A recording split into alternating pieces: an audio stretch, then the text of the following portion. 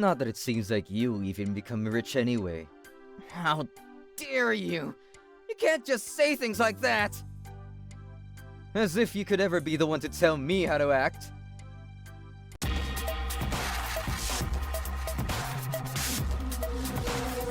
Trouble Busters! My name's Aaron. My parents run their own company, and luckily I've never had to worry about money growing up. I was always able to buy whatever I wanted, and everything I owned was of the highest quality. I knew that I was quite well off, but I made sure to be grateful for the life I had. And I always knew that I wanted to give back to my family when I got older. Dad, I'll give you a massage. After all, you must be tired from working all day. Why, thank you, Aaron. I can't believe how selfless you can be. The least I can do right now for you, Dad. Mom told me you're an important pillar of our family. Do you want to grow up to be like me, Aaron? Of course, Dad. I want to make a lot of money like you and make our family happy. If that's the case, you'll need to study hard. Go to a good school, and then you'll be on your way to becoming a successful adult. Okay, Dad, then I'll do my best to study hard. That's my boy. Ever since I was little, my parents had told me how important it was to study hard, and also how to make money later in life. Obviously, they knew what they were talking about because they owned their own successful business. And although I did my best to follow in their footsteps, after I started school and they saw my grades, their attitude towards me changed. Aaron, about tonight's Christmas dinner, you'll be staying home, got it? What? Why do I have to stay home? You just have to. No, but I really wanted to go. I want to go to the nice restaurant tonight with everyone. How dare you want such luxuries when you can't even study properly? Your grades are horrible. For math and PE, you averaged the second lowest grade possible. As if anyone with grades as such should get the chance to eat at a fancy dinner. You better start taking yourself seriously. But I still tried my hardest. And in my class, I'm the most... I'll be hearing no more of your nonsense excuses. Is that all you're good for? It's time you really started being more like your older brother. He's a star. He's at the top of his class, and he's even the captain of a sports team at school. He's the perfect example of how our children ought to be. So that's why you'll be staying home tonight. There will be no Christmas dinner for you, or presents for that matter. Think long and hard about your life decisions. Dad, please. Think before calling me Dad again. I'm not the father of any loser children. Ever since I started elementary school, my parents expected me to always ace my tests at school. And I tried my best, but it was hard for me to keep up with everyone else at this elite school, considering that I was never really good at studying. Unlike me, my older brother Abe was perfect at everything. He was good at sports and studying. Because of this, my parents would always compare the two of us. I was always seen as a loser that couldn't do anything right. So, as a punishment, my parents would regularly not allow me to enjoy festive events. It was really hard on a kid like me. Like this, 10 years went by, and I became a high school student. I heard from Dad that you got into the top 4 in your class for the end of semester tests. Yeah, that's so lame. If you were 4th, you might as well have been last. Nothing matters if you can't be number 1. I'm constantly surprised by just how much of a loser you are. My studies have nothing to do with you. I'm trying my best. I did my best to get into the best high school, and I was able to do so. What was your ranking for the entrance exam? What? You know I was number 1 for my year, right? How about you? I didn't know we were ranked in our entrance exam results. That's because you're lame. You obviously weren't number 1, or else you would have known it. You really should just leave this family. You don't belong here. Why do you hate me so much? I know I'm not some genius like you, but I'm still doing my best. Even Mom and Dad won't acknowledge how hard I'm trying. Jeez, stop whining. Ever since I was little, I wasn't allowed to take part in festive events. Have you ever thought about how it made me feel? I was just a little kid that wasn't even given presents on his birthday. Well, that just means you have to try harder. If you can't make it to the top, then you clearly don't deserve such luxuries.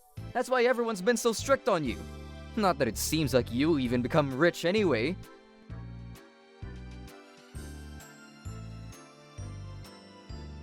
How dare you! You can't just say things like that! As if you could ever be the one to tell me how to act. Come outside. What? Just come. Fine. Look at the bottom of the stairs. Why? Ha! Abe pushed me down the emergency staircase. That's what you deserve for being so lame. Now, you better understand to never argue with me ever again. It hurts. Help me! My leg! What? Is your leg broken or something? I'm begging you, please call the police! Fine. Oh, but oops. It seems as though my phone's not working. I guess I forgot to charge it. Well, I guess I won't be able to call for help then. Too bad. It really hurts. Stop being such a baby. You're overreacting like some gang member trying to look like the victim. I guess that's all you're capable of doing, just acting all weak and helpless. It really hurts. Just stay here for another hour. If no one's come to help you by then I'll consider calling you an ambulance. Until then, just wait patiently. Don't you dare scream for help or anything. That would create such a nuisance for everyone living in this condo. So just quietly whimper if you have to. Well, I mean, even if you screamed, no one would probably hear you. But still, don't you dare. With that, Abe left to me. He had no remorse for having pushed me down the stairs. I was hurt badly, but I knew I couldn't let him get away with this. So I crawled outside, got in a taxi, and made my way to the hospital. Abe needs to be taught a lesson. That's why I decided to text my parents about what he had done to me. Please, Dad, believe me! What are you going on about? Everything you said sounds like a complete lie. How dare you come up with a stupid lie to try and frame your brother like that? What you just told me is the stupidest thing I've ever heard. I don't have time to be dealing with you right now. And you should be spending your time studying, not spinning stupid lies. At least studying will be a better use of your time. But Dad, I'm telling you the truth. He really hurt me on purpose. No, you slipped and fell and hurt your leg by yourself. Stop trying to pin everything on Abe. Get a grip already. What? You need to stop being so jealous of your perfect brother. Take responsibility for what you've done. How idiotic can you be? Dad. I couldn't believe all the things my own dad was saying to me, but I felt like there was no way for me to get through to him. In the end, everyone chose to believe that I slipped and hurt my leg by myself. Because Abe pushed me down a flight of stairs where there weren't any surveillance cameras. There was nothing else that I could do. After having gone to the hospital, I was told to not move around so much, but I was made to do house chores for my family, so my leg couldn't heal properly. It took a whole year for my leg to get back to normal, even though originally it was only supposed to take 3 months to heal. By that time, I was just about to graduate high school, and after graduating, I decided to leave home as well. I'll be graduating high school today, so I'll pack up my things and leave home as well. What are you going on about? As if you're just allowed to do that without asking for our permission. I'm an adult now, so I have the freedom to do whatever I want. And I choose to not acknowledge you as my family anymore. You should all be fine with that. After all, you've told me over and over again about how consistently disappointed you are in me. No, you're going to stay right here and start working for my company. That's always been the plan, you know that. I know you were always planning on hiring me, but to never pay me, so you could use me like some kind of slave for your company. After knowing all of this, how am I supposed to just stay here? I refuse to. This is my life, not yours. Let me live my own life, or else I'll have to take legal action. I have the right to my own freedom. I've done my best to make you happy until now by studying hard, but it's gone on for way too long. I need to do what's right for me now. Stop arguing with me, boy. I've heard enough. Just leave already then. Don't ever come back here ever again. I didn't even need you to tell me that. I have no plans of ever coming back. With that then, I bid you farewell, Dad. With that, I left my house straight away. My dad said he never wanted to see me again, but I also had no plans on seeing any of them ever again, so I was okay with that. Especially after having found out that he had planned to hire me to work for his company and do his dirty work for him after graduating high school. Since leaving my family home that night, I've never been back, and I also ended up getting married.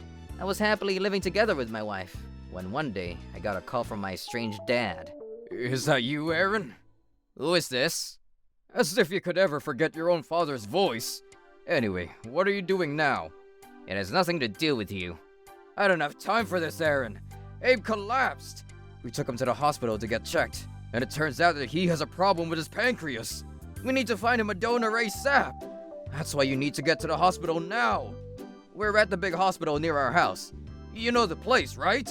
I don't see how any of this has anything to do with me. After all, you're the one that said you never wanted to see my face ever again. You're Abe's brother. There's a high chance that your pancreas could save him. Please, just hurry up and get here. Fine. Even though I still didn't feel 100% great about helping my brother, I knew we were family and that I should at least go visit him. On my way to the hospital, I did some research about my brother's condition, and I even asked the doctors at the hospital about how critical my brother's situation was. I knew that I had all the knowledge I needed to make my dad swallow his words. He has no idea what's coming for him. Trouble busters! Aaron, you're here. You're going to become my donor, right? What are you talking about? Didn't the doctor inform you about the state of Abe's pancreas? Yeah, but I won't be acting as anyone's donor. What? Hey, wait. You're joking, right? No, with this decision of mine, I hope I can see you quickly off to heaven. If you need help with Abe's funeral, just let me know. I have connections. I'm sure I'll be able to get my hands on a cheap coffin. How dare you say that about your own brother? Exactly. How inconsiderate can you be? You evil person. There already isn't much you can do. So the least you could do is help save Abe's life. Stop messing around and help already.